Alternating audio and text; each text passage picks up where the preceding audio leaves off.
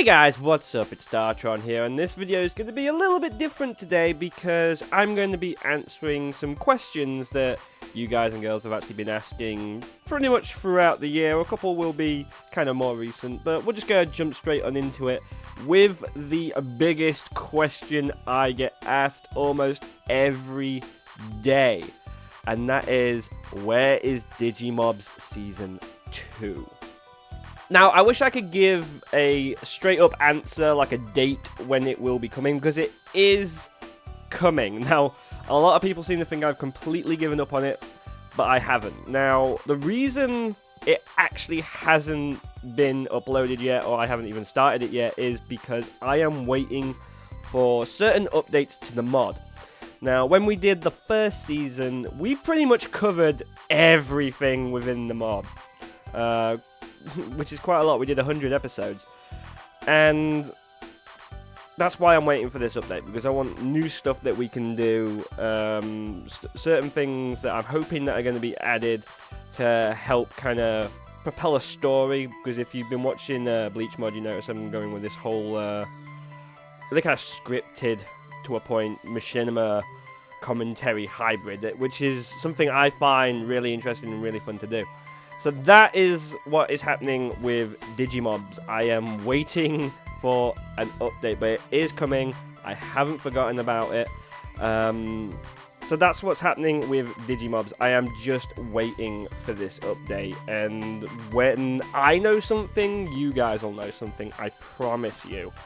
And technically, Digimobs Season 2 will kind of be, in a sense, a third season, because we're going to move on now to the next subject, which isn't so much a question, but just a kind of overview of and summary of what Bleach mod is.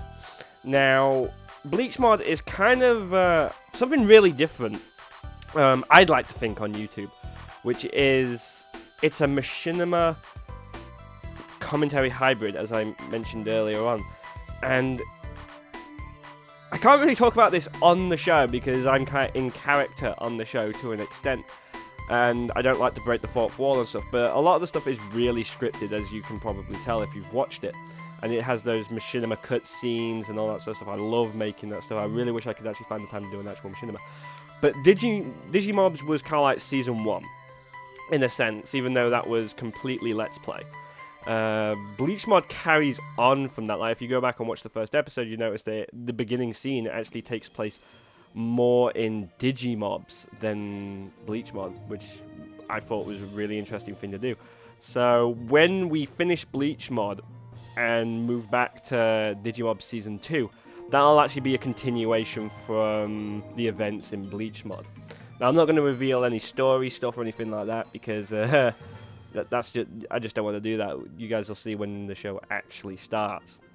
The only other thing I'd like to say about Bleach mod, and I do appreciate the enthusiasm that you guys show for the series and stuff, but I get asked a lot, like, oh, can it be a daily series? Can you do it 3 times a week, 4 times a week?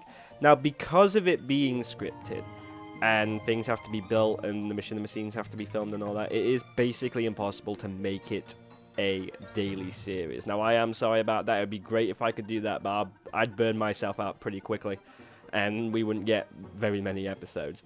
So, sorry about that, but that's pretty much all I have to say about Bleach mod at this time. So, but yeah, that's Bleach mod for you.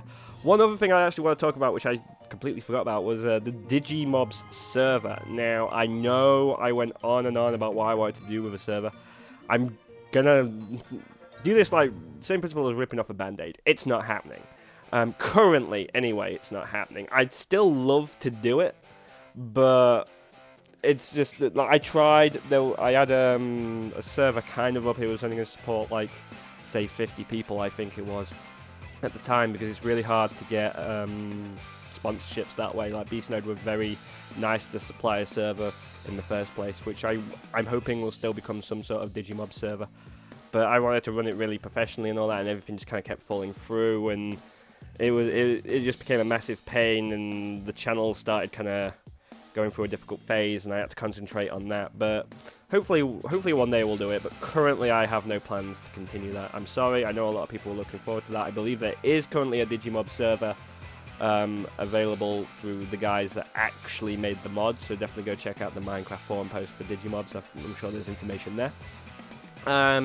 Next up, horror maps. Now, I know there's been a lack of them lately. Well, there's been a fair amount of horror content, I'd like to think, but there's definitely not been much Minecraft horror maps. And I am sorry about that, because I do love doing them, but the problem with that is I am completely reliant on what the community makes. Now, there are a lot of horror maps I haven't done, but there are reasons I haven't done them. Either one, I haven't heard of them, or second, they are not very good. Now, when I say not very good, I mean that then there's no scares in them, really. They're just either poorly made or don't work properly. And again, I can't help that. I'm completely reliant on what the community makes. So if you know decent horror maps, definitely let me know what their names are, and I'll look them up, and I'll try and get around to doing them. But again, I can't really do anything with that. That's completely out of my control. So if you guys want to help with that by finding maps, I would be very appreciative of that. Next up is actually a question from one of you guys and gals. This is a question from Ruga Skyhawk, and basically she just wants to know if I am going to Insomnia, which is a gaming festival in the UK, and Minecon. Now, Minecon this year is taking place in London in July, I believe. Now, I'm going to talk about Minecon first, which is tricky because I would love to go. I've never been to a Minecon. It sounds like a lot of fun. The snag with it is, one is hotels, because I guarantee you no one's going to invite me to come to Minecon and do anything like panels or anything like that. So there's no way I can get special guests for that. I would have to pay for my ticket, obviously. Which there's only going to be 10,000 of which, apparently. So they're going to go quick, and they're going to be I can imagine they're already going to be expensive. So there's no guarantee I can get a ticket, and second, there is the matter of hotels, accommodation, all that sort of stuff. If I can go, I would love to, and I will definitely let you guys know if I will be attending. But currently, I have no plan. Like, I say I don't have plans. I really want to go, but it's all dependent on money and all that sort of stuff. But I'll let you guys know. Insomnia, now there's 3 of these a year. I don't know the exact dates. I know one's in August, which is the summer one, which I definitely plan on attending.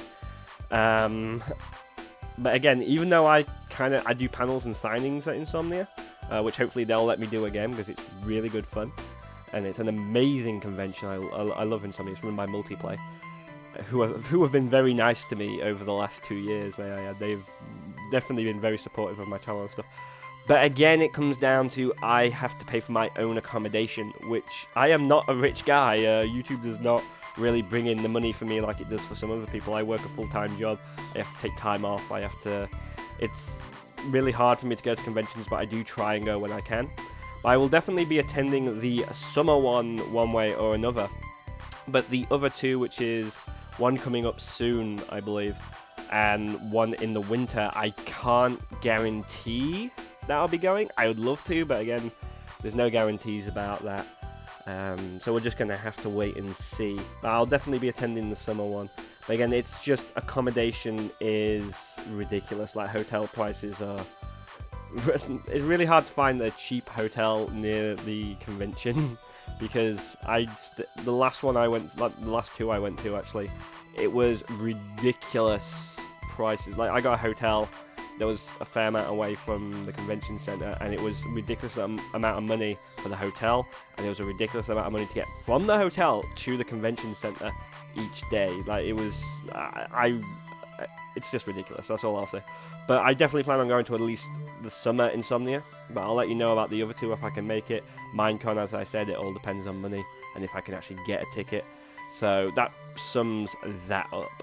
Okay, and finally what I'd like to talk about is merchandise. Now, don't shoot me when I say merchandise, please, because it does help me do what I do, and any money made from merchandise, which I think is, I get like £1 per shirt or something like that, which is like really, really not that much. All that money kind of goes towards me getting a better computer so I can make better content and all that sort of stuff. But I'm not going to dwell too much on this. There's been a UK shirt store for about 2 years now, which I know a lot of people don't really know about because I don't talk about it that much. But now there is a US one as well, so you don't have those ridiculous shipping prices and all that sort of stuff. Those are both down below in the description, under like the social media stuff down right at the bottom of the description. So if you do want a shirt, check them out and all that. If the prices aren't to your liking, I'm sorry and all that. Don't feel pressured to buy one or anything like that. It's completely up to you. But that's pretty much all I wanted to talk about in this video, guys. I want to thank you for actually sitting down and hearing me out. I hope I managed to answer some of your questions. I'd love to do these kind of things a bit more often, maybe like once a month and all that sort of stuff. And maybe we could start a hashtag or something like that, like hashtag AskDart. So hashtag AskDart, and I'll try and answer questions like once a month. I'll gather them all up and all that. I'll put like your Twitter, like a screenshot of you asking the question and stuff like that up on here, so you guys can get some recognition and all that sort of stuff. But that's pretty much all I wanted to talk about, guys. Thank you for sitting down and watching. I know this wasn't too entertaining, and which is becoming kind of a habit with me, and I do apologise. But yeah, those are that's it. So I want to, again, for the like 15th time, I want to thank you guys for watching. I hope you stay safe, be well, look after each other, and I will catch you in the next video, which will hopefully be a bit more to your liking. So until then, guys, I'll catch you next time.